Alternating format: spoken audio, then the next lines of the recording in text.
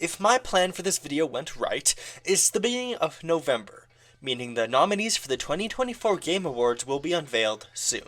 Pretty much every year there's some discourse on how these awards are no real authority on what games are the best, and lots of people saying Jeff Keighley sucks balls and is a fraud or something. I at least agree with the first statement there, and personally, I don't watch the Game Awards live anymore. But we should acknowledge this award show is important to the industry. Millions of people watch it live, and tons of video game studios at least have a presence here. Like it or not, the Game Awards matter to a lot of people. And that's why I want to talk about one specific category at the Game Awards that was made with good intentions, but in practice is distasteful at best and offensive at worst. I am not even exaggerating in the slightest when I say that, and when I say it is the worst category at the Game Awards by far. Games for Impact, or how it was originally known, Games for Change. Before I explain why, I have a Patreon now. It's a pay-what-you-want system with a $1 minimum. I post some extra content on there, so be sure to check it out if you're interested in supporting me a little more.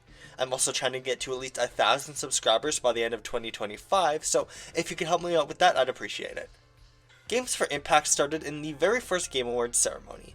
The stated goal for this category is to highlight games with a pro-social, thought-provoking message. Essentially, games that make an impact so social change can be made.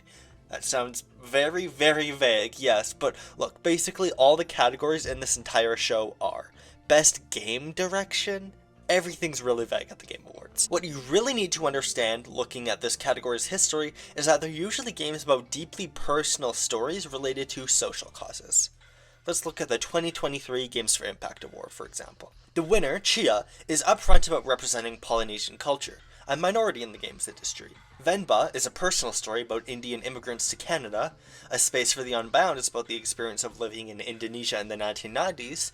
Terra Nil deals with climate change. Chants of Sennaar can be interpreted as a metaphor for cultural understanding and cooperation.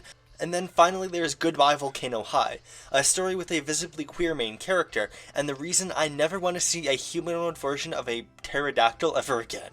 All these nominees also have one thing in common. They're indie games. Now, I want to highlight that telling your own stories through video games is great, and they all seem like fine games to me. I don't know what the drama was with Volcano High, but I'm not going to touch that with a 10-foot pole. It's a noble goal to try to highlight cultures and perspectives, and it should be something the Game Awards do. If you disagree that representation is important, I'm surprised you were watching all this time. Why don't you go watch someone who agrees with you? They probably shower a lot less than me. The Game Awards had good intentions with Games for Impact. I imagine when you put your soul into a game that's inspired by your own life and experiences, it's reassuring for it to be nominated for some big award. The first big problem with the Games for Impact Award, however, is the fact that they're an inherently competitive environment and category. There's no real reason for any game to win the Games for Impact category.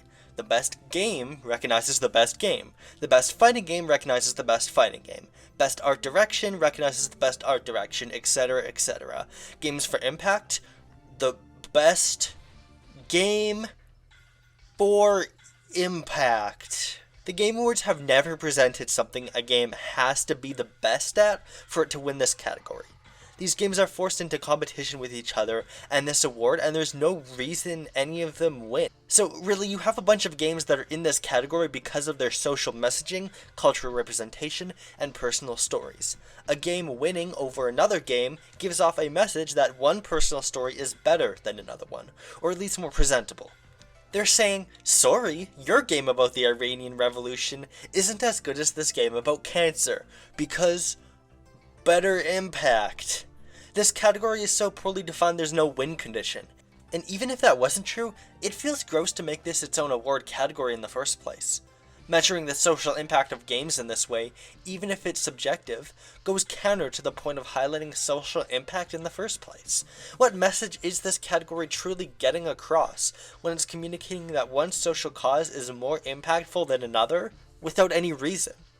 Also, there's no good place in this entire video to put this, but shout out, in a bad way, to the 2019 Game Awards, where the Games for Impact Award was presented by Bunsen Honeydew from the Muppets, who was being attacked by geese, and he announced the winner by saying, "No, not geese, Grease."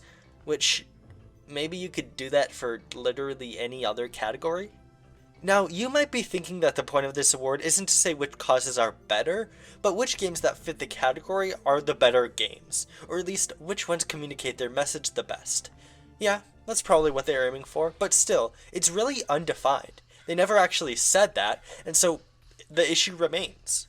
There's also another big issue with this category. How does it define impact, and what gets to be considered part of this category? It is very frustrating to talk about games for impact like I've been doing. I've been trying my best, but what does this category even mean? The Game Awards use words like thought-provoking and pro-social when basically any game could fit into their category. So to see what this category is really all about, we need to look at what gets nominated. I've been talking about this category as if all the nominees are indie games, but not all of them are. Most of them are, but not all, since there were some AA games in this category. Two notable examples are Hellblade and The Last of Us Left Behind. Hellblade is visibly about depression and mental health struggles, and The Last of Us Left Behind is the game where it's shown that Ellie Williams is a lesbian. That's where it clicks for me that the point of this category is for political games. Think about it. Why are those games in particular in this category? They're visibly about a topic deemed quote-unquote political, and basically every game that's in the Games for Impact category are the stereotypical political games. There is a long history of making a distinction between political and normal games, and as we all know, that just ends up boiling down to games with minorities being slapped with the political label, usually to discredit them because of some kind of xenophobia.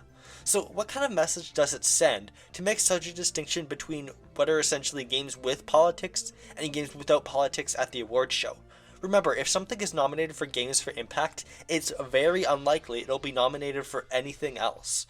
The Game Awards play into this harmful idea by sectioning off political games with everything else, and it makes their efforts of recognizing these games feel token. Imagine if the Oscars had their own category about movies for impact, and Black Panther and Everyone Everywhere All at Once were just nominated for that and nothing else. The obvious response would be, what the hell, why aren't they nominated like any other normal movie? I think this is the same. The Game Awards are making a distinction here between games that have a social impact and those that don't. Those that do are games that get a political label by those who see minorities' existence as inherently political. Those that don't have a social impact are those that are fully, completely non-political for us normal people. Look, all video games, all media in general, are inherently political. It's not something up for debate, because every single piece of media has inherent concerns and biases that will inevitably be deeply political in their origin. But that's not what I want to talk about today, because doesn't it feel dismissive to AAA games to completely ignore them for this category? Look at games like Red Dead Redemption 2, Death Stranding, or Alan Wake 2. They all got nominated for a huge volume of awards in their shows, but never games for impact, and they all have deeply political, pro-social, thought-provoking messages to them. They fit the category as much as most indie games. And look, I'm not saying I want Baldur's Gate 3 to win its 12th award or something. Like I said, I don't like this award category and I think it should go. I'm just saying that sectioning off pro-social games to its own category suggests AAA games don't have any potential for including thought-provoking or important messages. The Game Awards seem to have a pretty darn skewed image of what a video game can be. And sure, maybe this category exists to highlight games that aren't all AAA. If that's true, they have a pretty awful way of doing it. Just look at every other point I made in this video. Plus, even so, doesn't the idea of making a category just to throw a bone to a certain type of game still feel demeaning? I've made my distaste for this award quite clear, but I've also made it clear that I like the intentions behind it. So the question is, what do I even want? It's complicated. I don't think Games for Impact should be a category, of course, and I do think there should be more personal stories in other categories. They should be treated and nominated more like actual normal games. The Game Awards honestly have a big problem with the same big AAA games dominating all the big categories. Although at the same time, those bigger games are broadly seen as the best by the industry, and it's difficult to really get more personal indie games elevated to a higher level. It's possible to highlight these games in contexts other than just awards, inviting developers to talk about their games, or even giving special awards in recognition of their games too, that aren't competitive.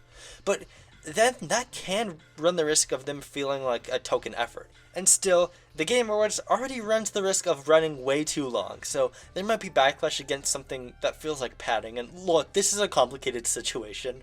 There's lots of factors that go into this situation that make it difficult to really say what should be done. Trying to fix this flaw of the Game Awards is hard because, let's be real, the award show is flawed in several other regards as well. But I'm not the one managing an award show with viewers in the 100 millions. We should expect solutions from the people running these things, not random small YouTubers. As the way things are going now, the Game Awards are sending a pretty awful message about the industry, with a very poorly thought out category dismissive of its own industry that has somehow lasted 10 years. When I look at this category, it reveals a lot of the flaws with the Game Awards. I first started watching the Game Awards in 2018 and stopped at about 2022. And man, it feels so liberating just listening to their announcements instead of watching them. If you do tune in, I respect that, and like I said before, the awards have an important role, but yeah, that couldn't be me. Well, thank you so much for watching, and I'll see you later. Game Awards, more like Game of Boards.